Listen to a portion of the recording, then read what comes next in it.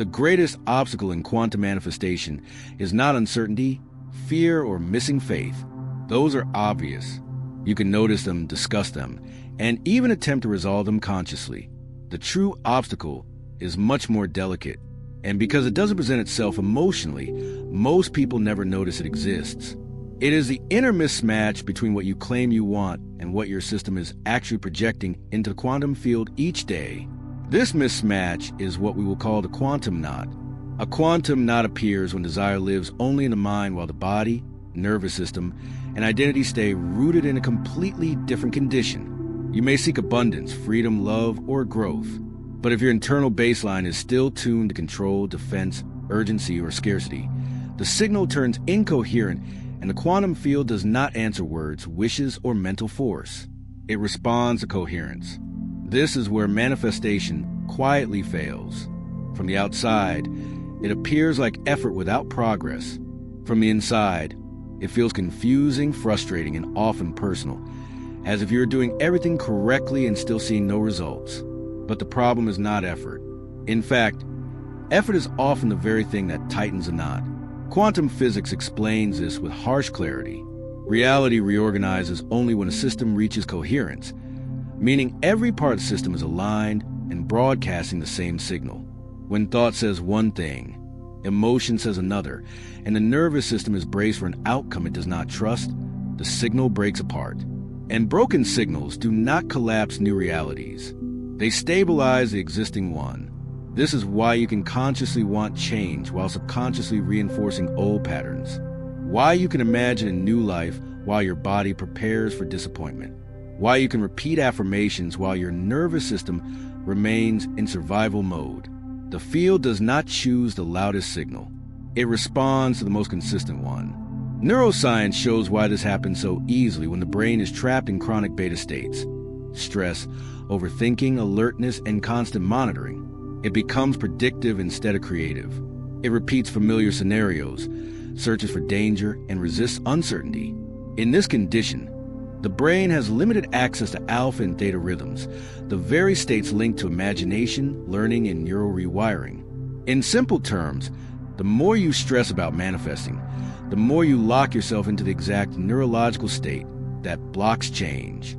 The knot tightens, not because you're doing something wrong, but because your system is trying to protect you from instability. Spiritually, this process has been described for centuries. Neville Goddard called it resistance, the inability to step fully into the state of the wish already fulfilled. Not because the mind fails to grasp the idea, but because emotionally and somatically, the previous identity has not been let go. The fear, the attachment, the uncertainty, the craving for reassurance, all of it lives within the body, not the intellect. That emotional resistance is the knot. It appears as wanting something while simultaneously bracing for it not to occur, as longing for expansion while remaining loyal to familiar restriction, as envisioning a new future while emotionally rehearsing the past. These contradictions do not cancel one another. They accumulate. This is why the quantum field does not respond to pleading, hoping, or trying harder. Those states transmit misalignment. They signal that desire is present, but identity is not. And without coherence of identity, reality cannot reorganize in a safe or lasting way. The quantum knot is not punishment. It is regulation. The field postpones outcomes that would destabilize you if they arrived while your internal system was still divided. So instead of delivering what you requested, reality waits for the signal to become clear. And here is the part almost no one mentions. You do not loosen a knot by pulling tighter. You loosen it by reducing tension, not to respond to relaxation, not force. And the same principle applies here. What if the block holding your life in place is not something you need to repair, analyze, or conquer? What if it is something you need to stop tightening? What if the moment you stop forcing alignment through thought, the system naturally begins to soften? Because the quantum field has never been waiting for you to want more. It has been waiting for you to stop contradicting yourself. And until that contradiction dissolves, no affirmation, visualization, or technique will override the signal being transmitted beneath the surface. In the next part, we will break down exactly how this quantum knot forms within the nervous system and why stress, urgency, and effort are the primary reasons so many people remain stuck right before a major shift. The quantum knot does not form because you lack discipline, belief, or spiritual understanding. It forms because your nervous system learned to survive in a reality that no longer matches what you're asking for. And survival patterns do not dissolve simply because the mind wants something new. This is where most manifestation discussions fall apart. They remain at the level of thought, intention, and visualization, while the real work is happening much deeper in the body, in the nervous system, in the unconscious patterns that determine what feels safe, familiar, and believable before a single conscious thought appears. When the nervous system is locked into chronic stress, it functions almost entirely in beta brain waves. This is a mode of nonstop thinking, scanning, planning, predicting, and correcting. It works well for problem solving and short-term survival, but it clashes with quantum creation. In beta, the system is not receptive.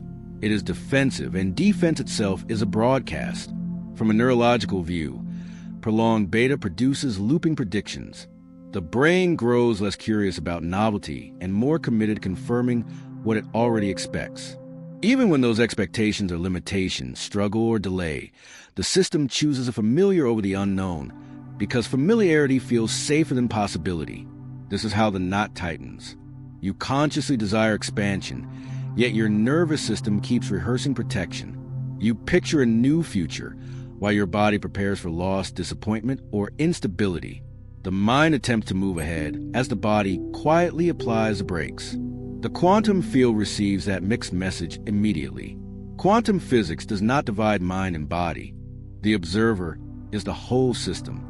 When that system lacks coherence, reality cannot determine which version of you to answer, so it responds to the most stable one, the survival identity you have practiced the longest.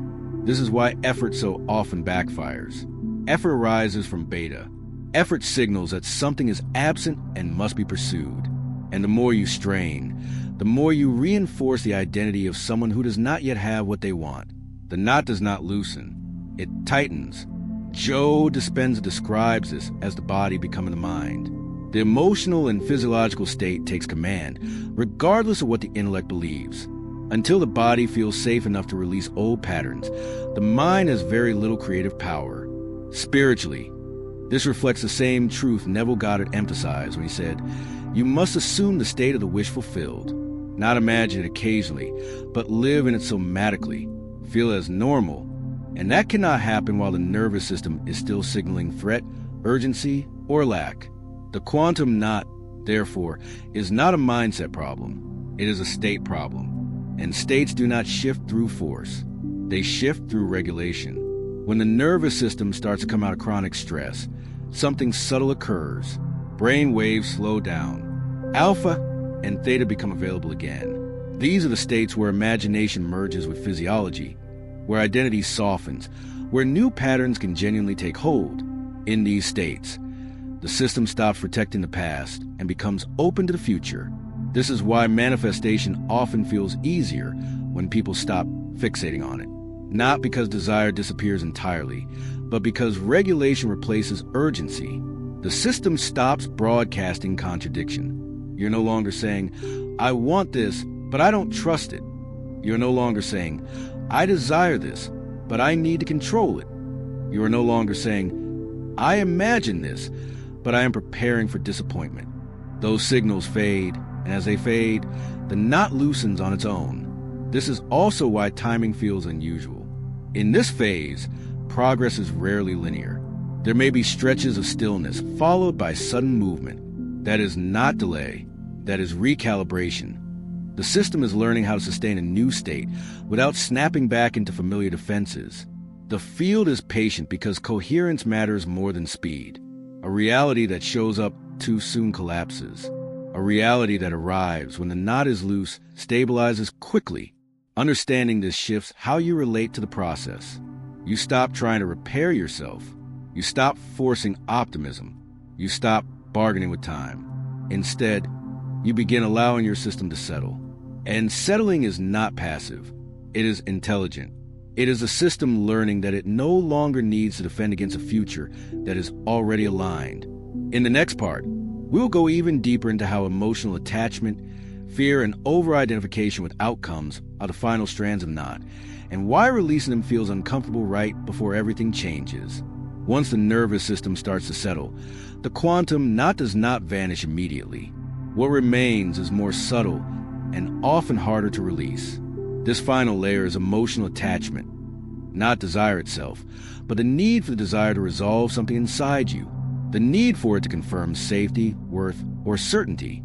This is where many people become confused. They assume attachment means caring too much, but attachment is not intensity. Attachment is dependency. It is the inner belief that something external must arrive for you to finally relax, feel whole, or move forward.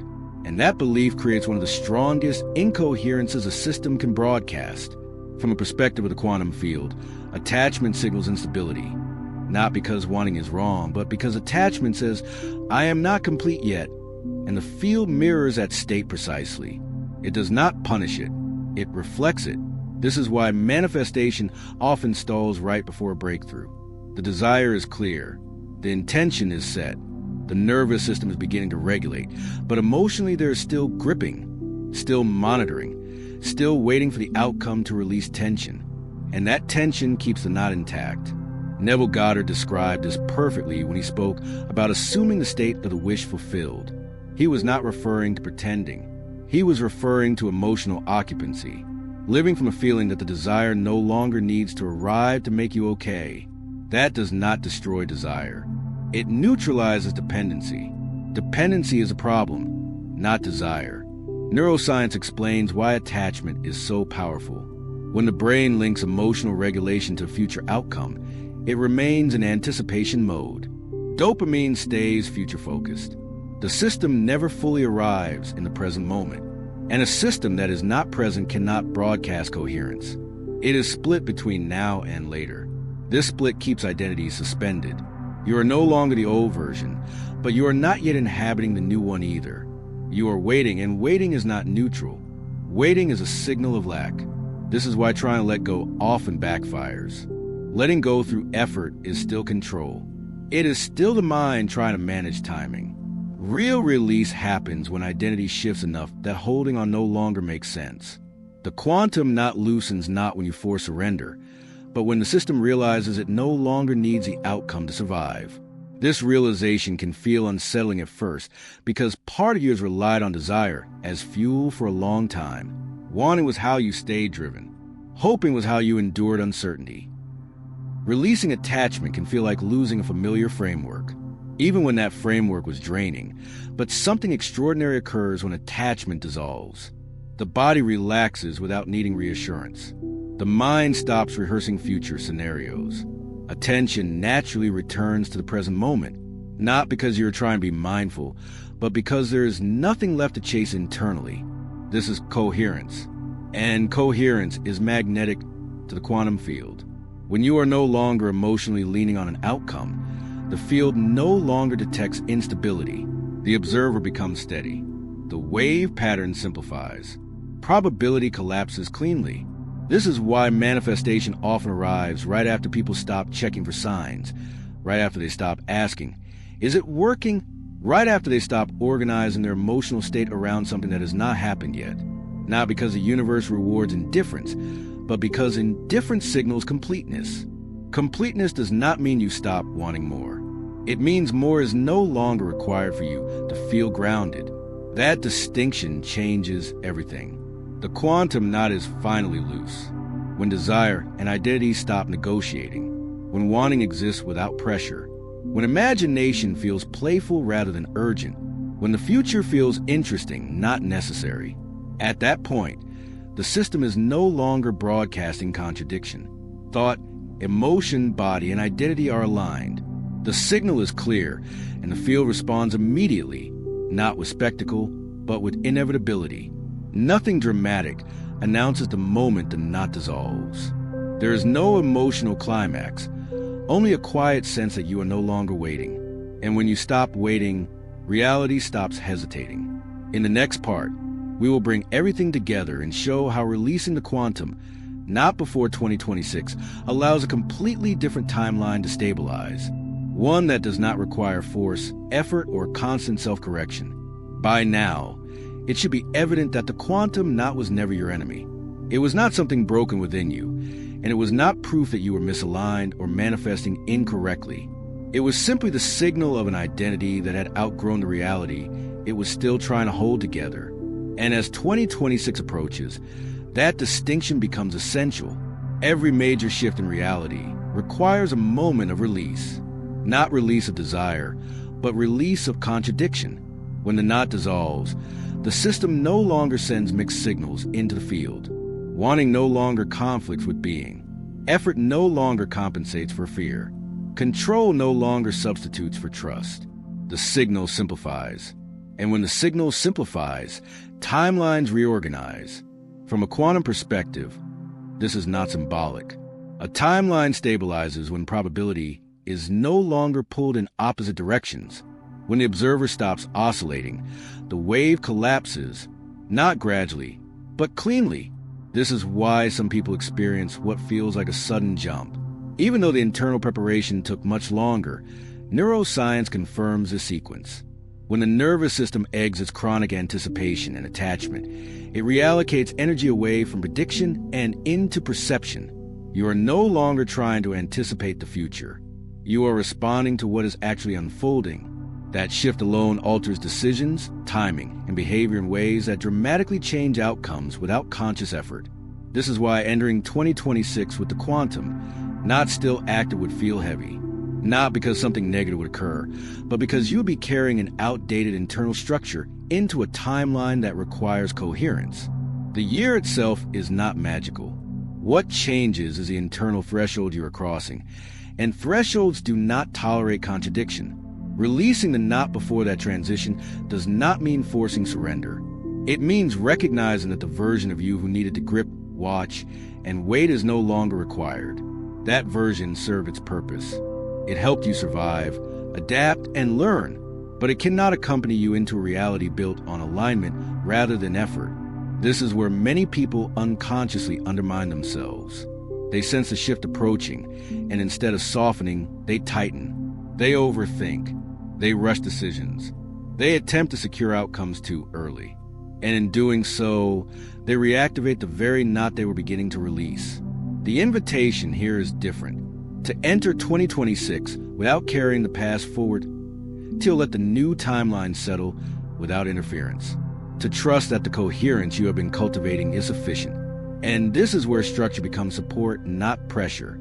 Not another method to force manifestation, but a way to stabilize identity during transition. That is why quantum rebirth was created. It is not about chasing a better future. It is about releasing the internal patterns that cannot come with you into the next one. Alongside it, the quantum grimoire exists as a practical anchor, a space to observe shifts, consciously release attachment, and track coherence as it becomes your new baseline. Both are available in the pinned comment area whenever it feels aligned for you to deepen this process. Nothing here requires urgency. Nothing needs to be forced. Nothing needs to be proven. The quantum not dissolves when you stop pulling against yourself, when desire and identity stop negotiating, when you no longer need the future to suit the present. And once that happens, the field does not hesitate. The reality you ask for does not arrive as a reward. It arrives as a match, quietly, naturally, inevitably, because the truth is simple, even if it took time to uncover. The block was never outside of you, and it was never permanent. It was just a knot, and now you know how to release it. When the quantum knot dissolves, there is no dramatic announcement, no emotional surge, no moment where everything explodes into clarity. What happens instead is far more subtle and far more powerful. Reality stops resisting. This is the part most people misunderstand about manifestation. They expect movement to feel intense, emotional, or euphoric, but intensity usually signals instability. True alignment feels quiet. It feels ordinary. It feels like life is no longer pushing back. Once the knot is gone, the system stops broadcasting contradiction. Thought, emotion, nervous system, and identity no longer pull in opposite directions. There is no internal debate about timing, worthiness, or control. The signal simplifies, and because it simplifies, the quantum field responds efficiently. From a quantum perspective, This is the moment the observer stabilizes. The wave no longer oscillates between wanting and resisting. Probability collapses not because you asked louder, but because nothing is left interfering with collapse. The outcome no longer has to struggle against an outdated identity to exist. Neuroscience reflects this precisely. When internal tension dissolves, the brain exits prediction loops. It stops rehearsing futures and defending against imagined threats. Perception sharpens. Decisions become clearer. Timing improves without conscious calculation. You do not feel lucky. You feel synchronized. This is why manifestation often feels anticlimactic when it finally works.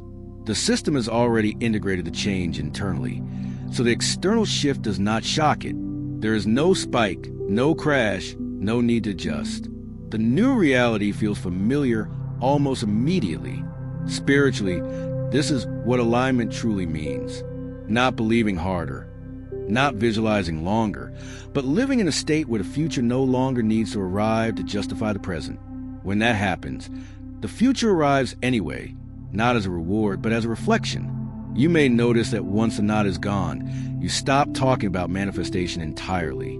You stop checking for signs. You stop questioning whether you're doing it right. You move differently. You respond instead of anticipate. You trust timing, not because you're trying to be spiritual, but because your system no longer needs reassurance. This is also why the changes that follow tend to endure. They are not built on motivation or emotional peaks. They are built on coherence. And coherence does not collapse under pressure because there is no pressure left to collapse. As 2026 approaches, this becomes more important than ever. Entering a new phase of life with the knot still active would mean carrying effort, attachment, and inner contradiction into a timeline that requires clarity. Releasing it now allows the next chapter to stabilize without force.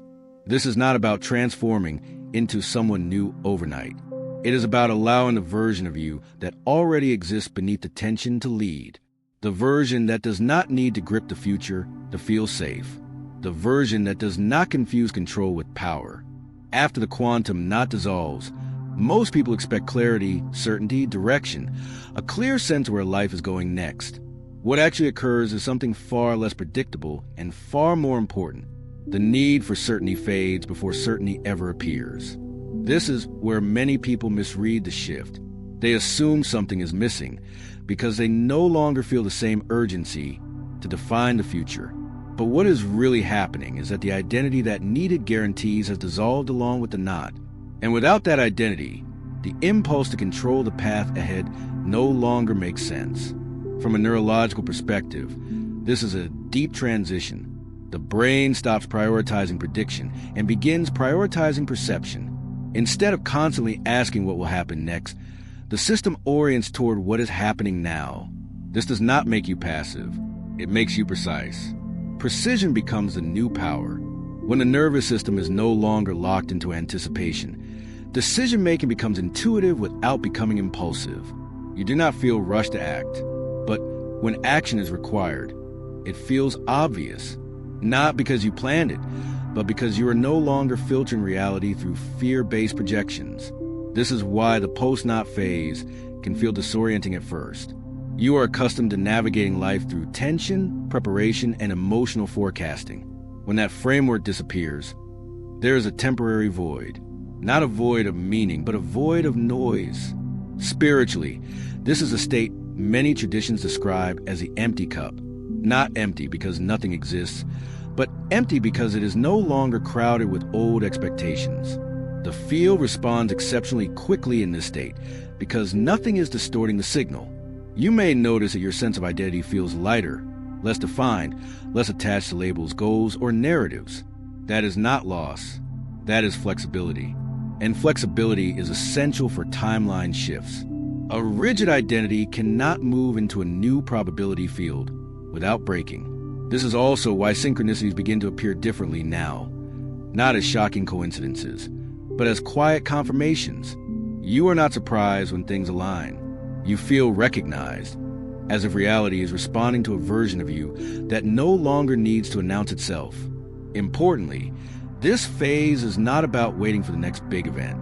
It is about stabilizing presence so the next sequence can unfold without interference. Many people sabotage this stage by rushing to assign meaning, direction, or identity too quickly. They rebuild a new knot out of certainty. The invitation here is patience without stagnation, presence without passivity, movement without force. From a quantum standpoint, this is when the observer becomes fluid, no longer collapsing reality from a fixed expectation, but allowing probability to organize dynamically. This produces outcomes that feel intelligent rather than effortful, elegant rather than dramatic. This is also where the idea of trust finally becomes embodied, not as belief, but as orientation. You do not trust because you are trying to be spiritual. You trust because nothing within you is asking for proof anymore. The system has learned that it does not need to brace for the future, and that changes everything. As 2026 approaches, this state becomes especially significant. The next cycle does not reward effort, strategy, or over-identification. It responds to coherence, adaptability, and inner clarity. Those who attempt to carry rigid structures forward will experience friction. Those who remain fluid will experience momentum. This is not about preparing for a specific result. It is about becoming someone who can move across timelines without resistance. Someone who does not need to know exactly where they're going in order to move cleanly when the moment arrives. This is why integration matters more than ambition right now, and why reflection matters more than acceleration. The work is no longer about creating something new. It is about not interfering with what is already reorganizing. If you have reached this phase, you are not meant to rush ahead. You are meant to remain available, to let clarity come to you instead of chasing it, to allow reality to finish responding to the signal you are now emitting without distortion. You are not waiting for future. You are standing in the space where it is already taking shape. And the quieter you become here, the faster it recognizes you.